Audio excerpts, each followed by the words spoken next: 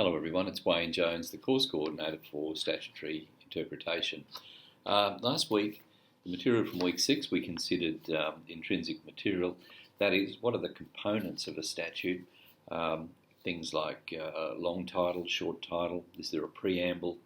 Are there objects clauses which can help us to work out just what the legislation is about?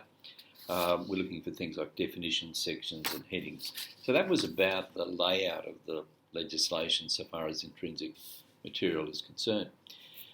This week in Chapter 7 in the textbook, the authors ask us to have a look at still intrinsic material, so the act itself, but this week they're talking about the words themselves. Now, they start with the proposition that the courts need to accept that every word that's in an act is intended to be there. So all words have a meaning, and the courts really aren't at liberty to use as one of their interpretation tools the approach that, oh, well, these words don't mean much, we're just going to ignore them. So they have to come at it from the point of view that all the words in the legislation have a meaning of some sort. And the next main rule, so every word has some sort of a meaning. The next main rule is that the ordinary meaning in ordinary circumstances is the meaning of the word. So I think the textbook authors say ordinarily the meaning is the ordinary meaning. But of course you have to give consideration to the context and the way that the word is being used. You can't take words out. I think the words of the authors were disaggregate. So in other words, you don't get the dictionary and look at each word in isolation. You have to look at the meaning of the word in its context. In other words, in the sentence in which it's used, the same way that we read a book or a newspaper. So that's the second big rule. The words ordinarily would be given their ordinary meaning. And then the authors give us a couple of examples which I think are pretty useful. The first one is the Hummer case. Correct title is Dream Tech International against the Federal Commissioner for Taxation. And you might recall this was the one where the court was being asked to determine whether, for the purpose of tax, is a Hummer or a Humvee, is it a limousine? Can it be a limousine?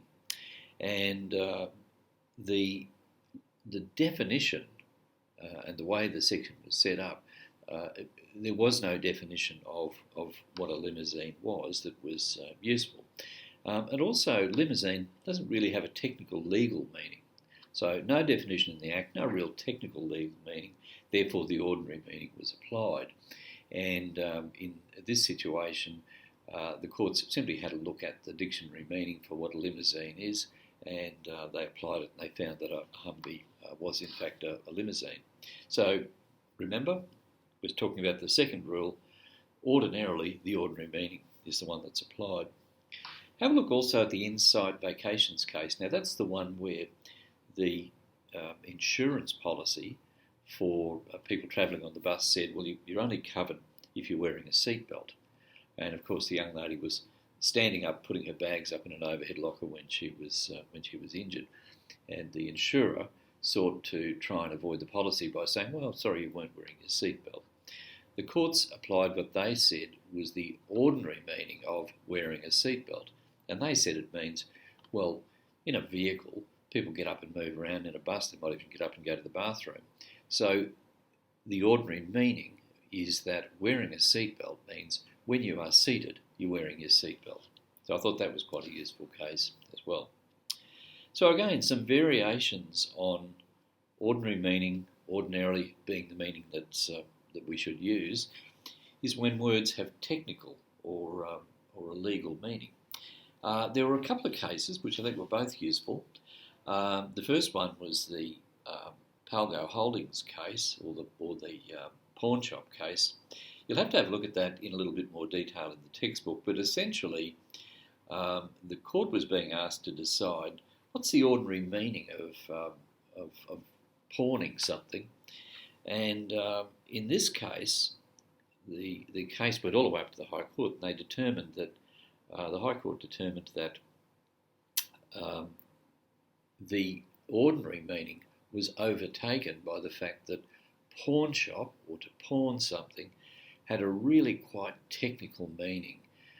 It meant that you handed it over. It was more of a bailment than it was a mortgage of the goods, and you expected to get the goods back when you paid back the loan. Something different had been set up here. It doesn't really matter all the technicality of it. Just the real issue when you boiled it down was it wasn't being pawned, it was being mortgaged according to the paperwork. And the courts, the High Court accepted, the paperwork did show that. It showed that it wasn't a pawning, it was a mortgaging. They applied the technical legal meaning, saying that pawning has a long history and the legislation didn't apply. Perhaps one a little easier to follow was Herbert Adams and the Federal Commissioner for Tax. This was all around, have a look at the case if you get a chance, this was all around the application of GST, and essentially the Commissioner wanted a fairly broad net for what was a pastry. One argument was, well, a pastry is a cake or something like that. In fact, what the courts decided was, because this was about a particular industry or trade, that using the word pastry in the trade meant really any sort of sweet that was made in a cake shop, in a bread shop. And so it had a very extended meaning. I think, in fact, it even went so far as to include things like ice creams and what have you. So again, the point is we're moving away from what I said to you at the outset, that is, ordinary meaning or is ordinarily what we're after. In this case, the technical meaning is what the court wanted to apply. Note also the fact that when the court is looking at a word, they think about the current meaning of the word, and Justice Kirby said in Coleman and Power, the reason that that's the case is that that helps the court further the purposive approach to interpreting legislation. If they were asked to stick with what particular words meant in, say, 1930, that's not really going to help further the purposive approach if the whole world moves on. And we're talking about things like, there were some great examples given in the text, but excuse me, one of them that was given was whether writing, when it first appeared in a piece of legislation, might literally just mean with a pen and ink, but now it would include, could quite potentially include an email or a facsimile.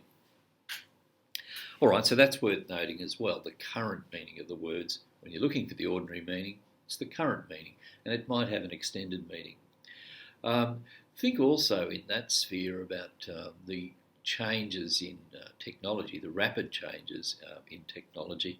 And I've mentioned in a class on another occasion the fact that communication often meant a piece of paper coming through the mail, but these days, if you were using the word to receive a communication or a message, it could be an email, it could be a message on Facebook.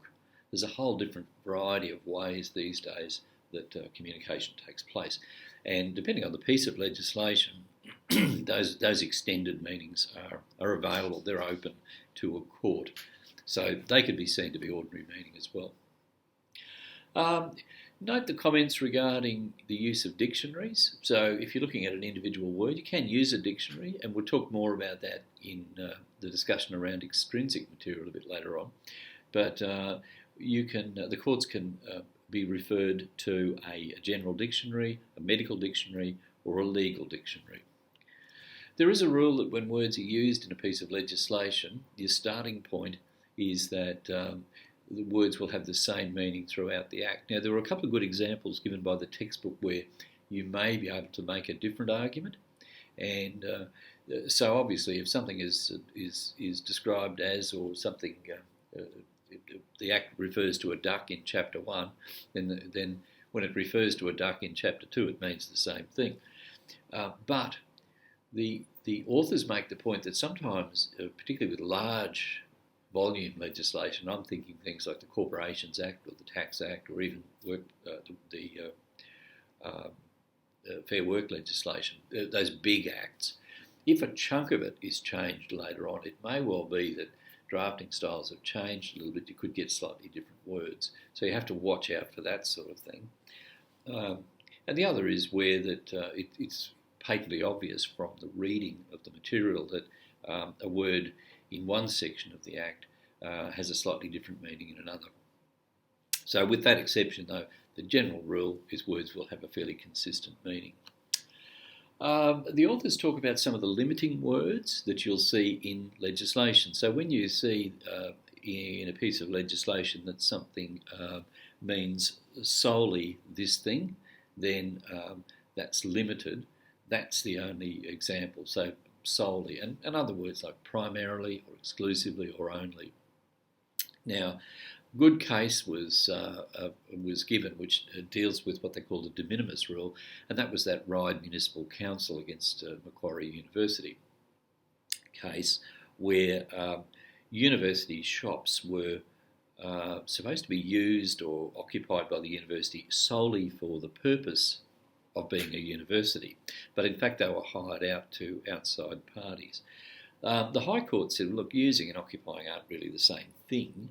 It was enough that the university was still using the land solely for its purposes. But my point is there that that's a case that turns on those particular facts and those words. But just coming back to what to the previous slides, solely, primarily, exclusively, only.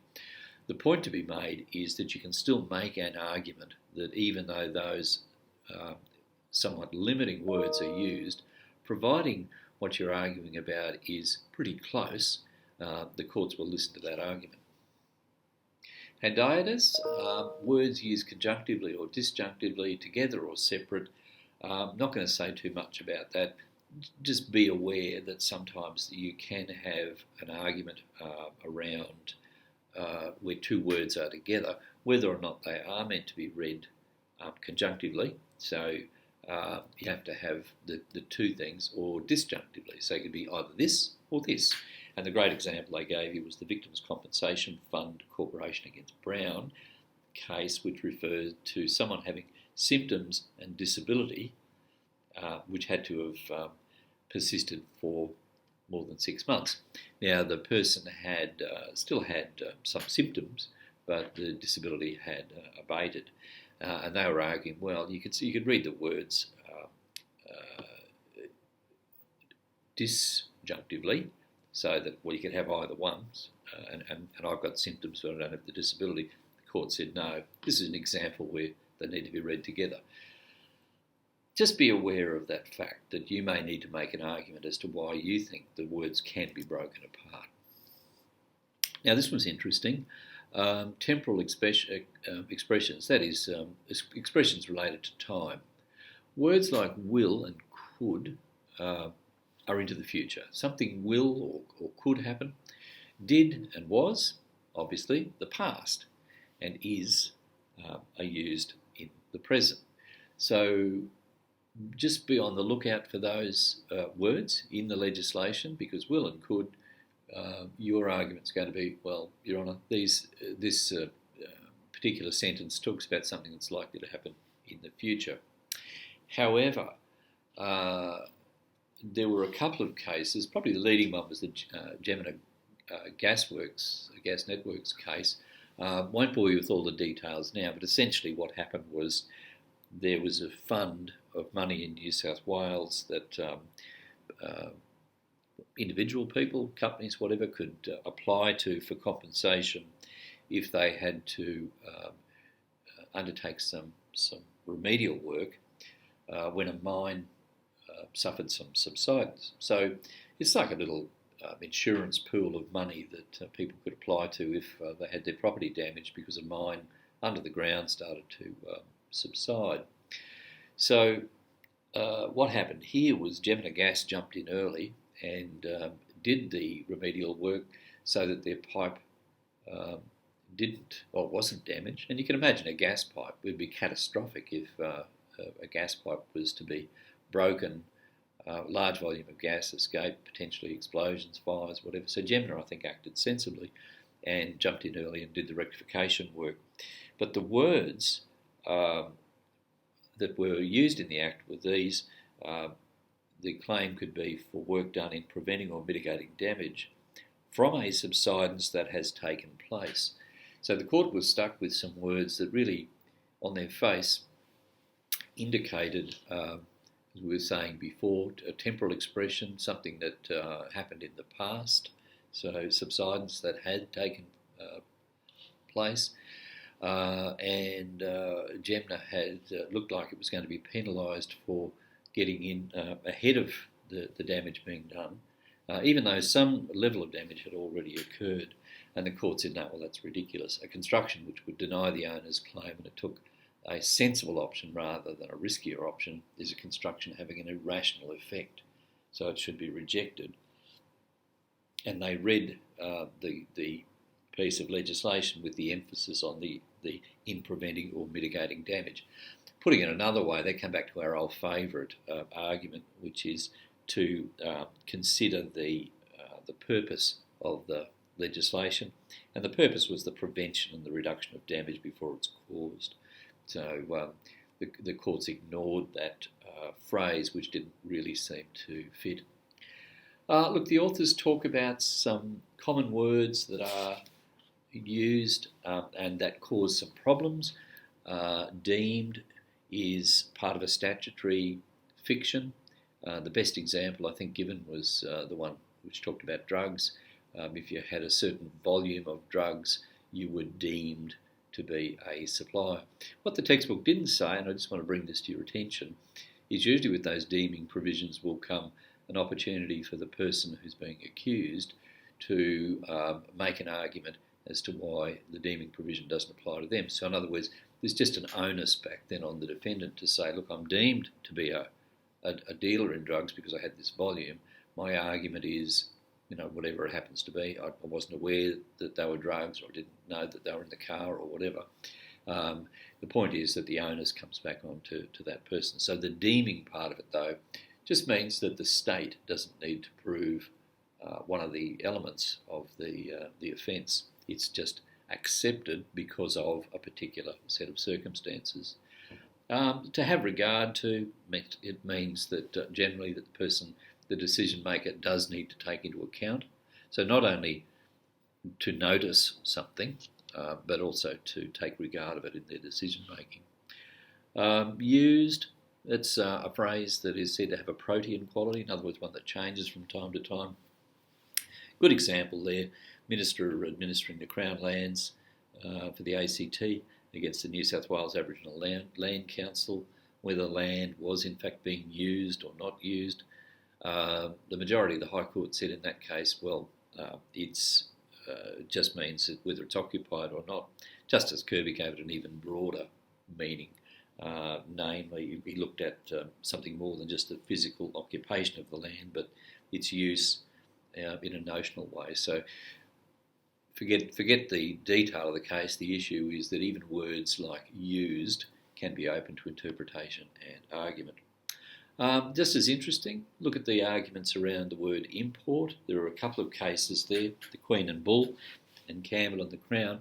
And I think the main issue to be got from that is around a word like import, importation, importing, prohibited import. The first of the arguments is to break up a word like that to decide whether you're talking about a single thing, a single concept, or is it a process.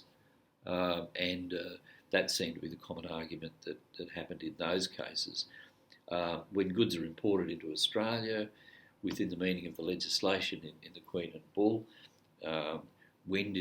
what was the natural meaning of a word like importation? Did it mean landing them or bringing them within the port ready for landing? Those sorts of arguments. So without going into the detail again, just be aware again that words like that appear on their face to be fairly clear, there's still room for arguments. And likewise, the example regarding publishing, and that was the Facebook page with Allergy Pathway Proprietary Limited, where they just they didn't really do the publishing in the commonly understood way, where I write something and either put it in a book or in this case put it up on the internet. Instead, they just allowed others to put stuff on their page and the definition of publishing was extended to include that. So have a look at those couple of cases, Queen and the Crown, and the Queen and Bull and Campbell and the Crown. Look, final thing that I'll just close with, note the comments in the text regarding conflict between sections in an Act, and you will see words like these. You can have dominant and subordinate provisions, for example, using words like, subject to the provisions of section 117, this is the law. So you might not be able to do something, but subject to the provisions of, that means that other section is the dominant one. Notwithstanding the provisions of section 117, you can do X, Y and Z. Well, that section is going to be the dominant one. So just look for those sorts of words, notwithstanding the provisions of or subject to the provisions of, and that'll give you a trigger to start thinking about one of those two sections is likely to be dominant and one is subservient. Now look, as usual each week, can I ask you to make sure you go to the back of the textbook also and just have a look at that little roadmap that appears in the back of the textbook, so that each week you are working out, okay, we've looked at material this week on intrinsic materials and the text. Where does that fit into the process of sorting out a statutory interpretation problem? So that should be part of each week's consideration for you as well. I hope that's useful. Enjoy reading the Chapter 7 material, intrinsic materials, and the text. Talk to you again soon.